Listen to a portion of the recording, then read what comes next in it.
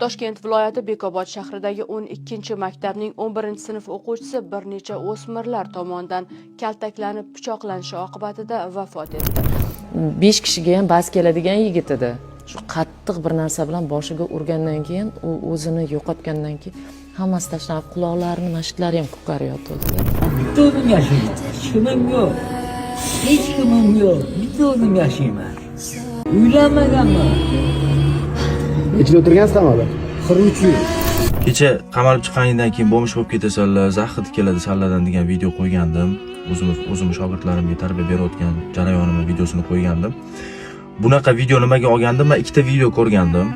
Birinchisi Bo'kada bo'lgan, ikkinchisi Sirdaryoda bo'lgan. Men shuna 43 yil o'tirgan odam bor. Shularning videosini ko'rganimdan keyin ta'sirlanganimda zonaga kirish, zonadan chiqish iloji boricha yomonroq ko'rsatishga harakat qildim. Bu narsani xunukroq ko'rsatishga harakat qildim. Shu bolalarda miyasida shunaqa narsa qolsin, bu zona yomon narsa, qamoq yomon narsa degan narsa qolishini xohlagandim. Keyin menga ota-onalardan e'tirozli SMS'li keldi. Bizani farzandlarimiz otasiga nisbatan dushman qilib qo'yapsiz, tuhmat bilan qamalgan odamlar bor.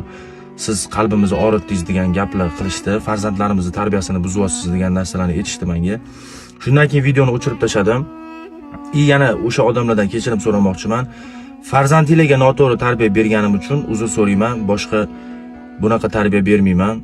Men o'zimning shogirdlarimga bergan tarbiyamni boshqa video qilib chiqarmayman.